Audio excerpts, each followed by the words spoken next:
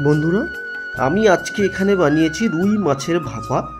আপনারা যদি এইভাবে বানাতে চান, দেখুন অনেকগুলো টিপস অ্যান্ড ট্রিক আছে, কিভাবে বানাবেন দেখে নিন। সম্পূর্ণ ভিডিওটা দেখার অনুরোধ রইল।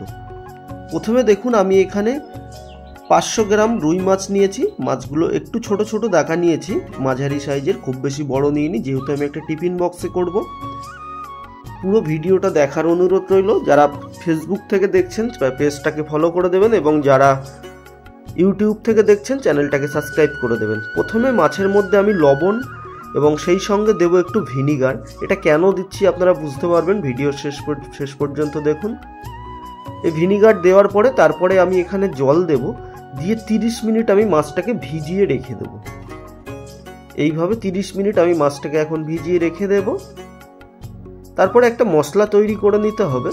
আমি এখানে 2 চা চামচ মতো নেব কালো সর্ষে, সেই সঙ্গে নেব সাদা সর্ষে 2 চা চামচ।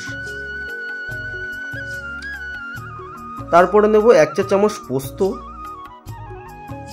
4টে কাঁচা লঙ্কা, স্বাদ মতো লবণ।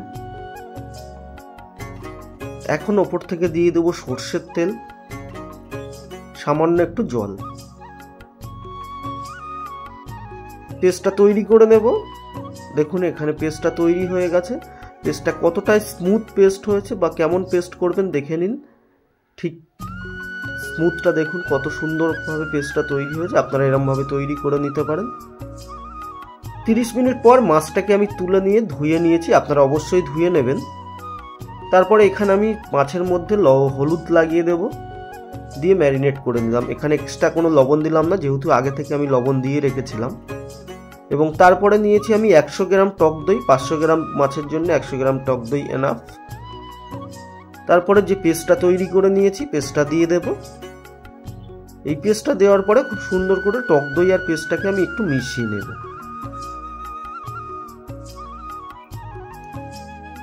তারপরে ভুলেই গেছিলাম যে সর্ষের তেল দিতে হবে, একটু সর্ষের তেল দিয়ে দিচ্ছি। দিয়ে আবারও পেস্টটা ভালো করে মিশিয়ে নিচ্ছি। নেওয়ার পরে এখন আমি মাছগুলো অ্যাড করে দেব। খুবই সহজভাবে বানানো যায়, আপনারা বাড়িতে ট্রাই করতে পারেন।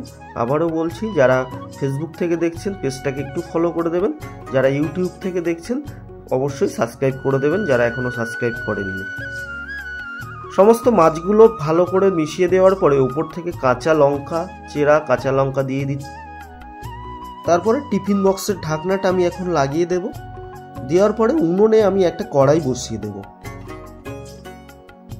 কড়াইয়ের মধ্যে জল দেব আমি।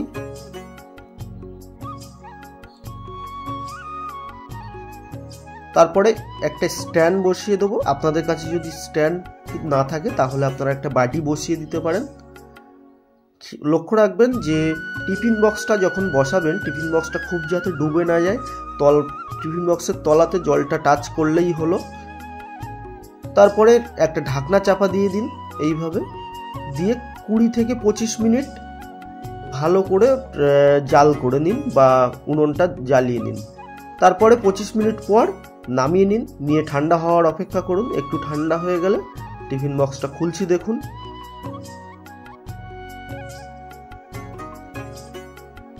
আমি এখানে টিফিন বক্সটা খোলার পরে কিছু কাঁচা লঙ্কা আরও অ্যাড করেছি, পাকা পাকা লাল লাল কাঁচা লঙ্কা, সুন্দর দেখানোর জন্য। ওপর থেকে দিচ্ছি শেষে একটু কাঁচা সর্ষের তেল। যে কোনো ভাপায় বা সর্ষের কোনো রেসিপিতে একটু কাঁচা সর্ষের তেল দিলে ফ্লেভারটা খুবই সুন্দর হয়। দেখতেই পেলেন কত সুন্দর হয়েছে। ভিডিওটা যদি একটুও ভালো লেগে থাকে লাইক করবেন বা কমেন্ট করে জানাবেন। আর চ্যানেলটা এখনও যারা সাবস্ক্রাইব করেননি সাবস্ক্রাইব করে দেবেন প্লিজ। যারা ফেসবুক থেকে দেখছেন আমার নতুন পেজ একটু ফলো করে দেবেন। ধন্যবাদ সবাইকে।